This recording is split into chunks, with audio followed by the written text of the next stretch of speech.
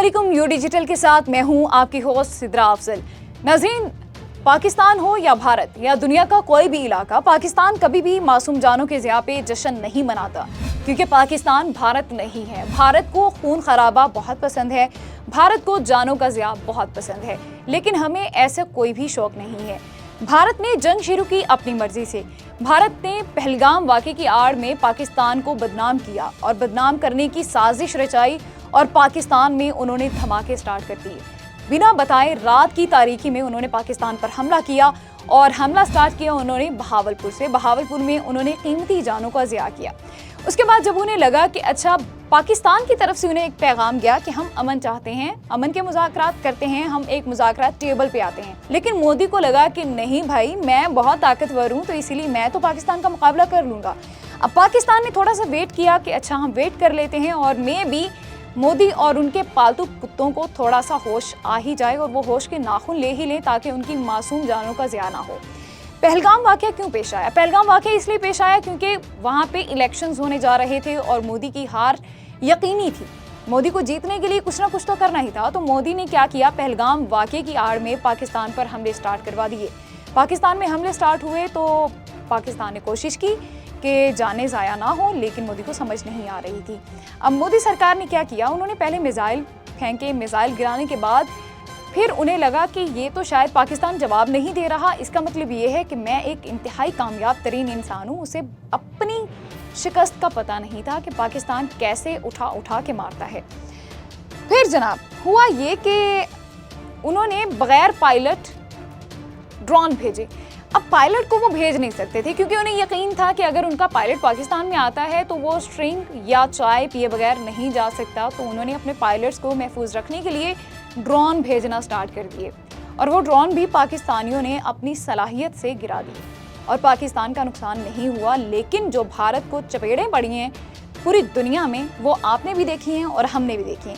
उसके बावजूद भारत अपने बेहुदा रवैये से बाज नहीं आया और कॉन्टीन्यूसली वो ये चीज़ें करता चला जा रहा है। अब सिंतास माहिदे से भी वो इनकारी हो चुके हैं, वो उसे खुद से मुअत्तल कर चुके हैं, जबकि ये नहीं कर सकते।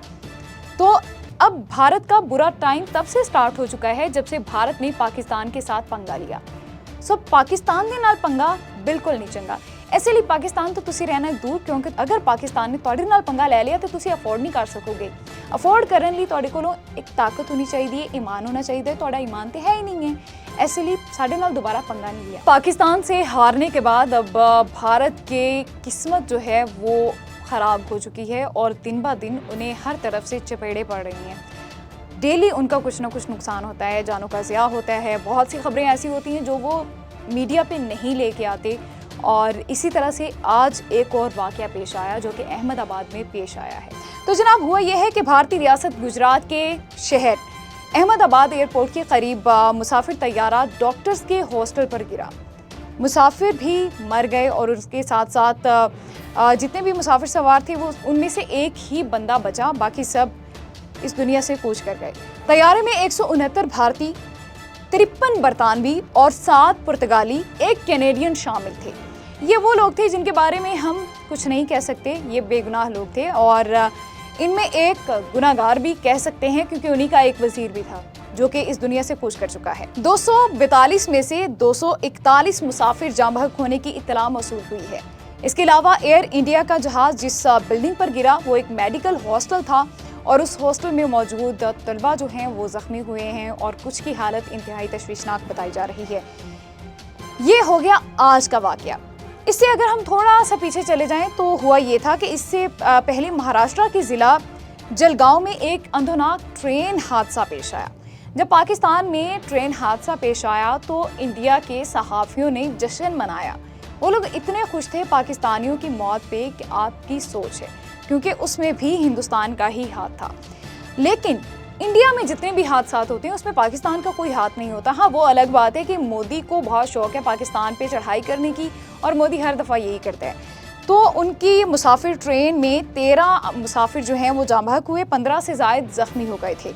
हादसा उस वक्त पेश आया जब पुष्पक एक्सप्रेस के मुसाफिरों के दरमियान आग लगने की एक अफवाह फैली और मुसाफिरों ने अपनी जान बचाने के लिए ट्रेन से बाहर छलांग लगा दी। तो दूसरी जानिब से आने वाली ट्रेन के नीचे आके बहुत से लोग जो हैं वो अपनी जान से हाथ धो बैठे। इसी तरह से भारतीय गुजरात के बनासकांठा जिला के एक सनती इलाके में वाक़ पटाखा फैक्ट्री में धमाके से कम 8 अफराद हलाक हो गए। फैक्ट्री में धमाके तकरीबन 9:45 यानी कि सुबह के वक्त धमाका हुआ, जिससे पूरी आरसीसी की छत गिर गई। ये वाक़या डीसा कस्बे के करीब वाक़ एक यूनिट में पेश आया। भारत की बदकिस्मती की अगर हम बात कर लें तो भारत की किस्मत उस दिन से ही ख़राब हो गई थी जब उन्होंने पाकिस्तान के साथ पंगा लिया था और पाकिस्तान के लोगों ने उन्हें बारहा समझाया कि ये मत करें, मुज़ाकरात की टेबल पर आए, हम मुज़ाकरात कर लेते हैं। लेकिन मोदी को तो झूठ बोलने का बहुत शौक है और मोदी और उनके वो पालतू कुत्ते जो कि उसने ख़रीदे हुए हैं, और ये वो लोग हैं जो जेहू मोदी बोलते हैं तो उन्हें एक्स्ट्रा पे किया जाता है और उनके तकरीबन ज़्यादा सहाफ़ी यही करते हैं, झूठी खबरें फैलाते हैं। जिस तरह से पाक भारत जंग हुई तो उनके सहाफ़ियों ने यही किया। जिस तरह से वो चीखों पुकार करते हैं, यकीन माने ऐसा लग रहा था कि उन्हें अपनी आर्मी पे यकीन ही नहीं है और वो स्टूडियो से ही जंग लड़ेंगे और उनकी कोशिश यही थी कि हम स्टूडियो से ही निकल के पाकिस्तान में दाखिल हो जाएं और उन्होंने यही किया। उन्होंने क्या किया, उन्होंने कहा कि फोर्ट अब्बास का एयरपोर्ट हमने तबाह कर दिया, हालांकि फोर्ट अब्बास में कोई एयरपोर्ट नहीं है।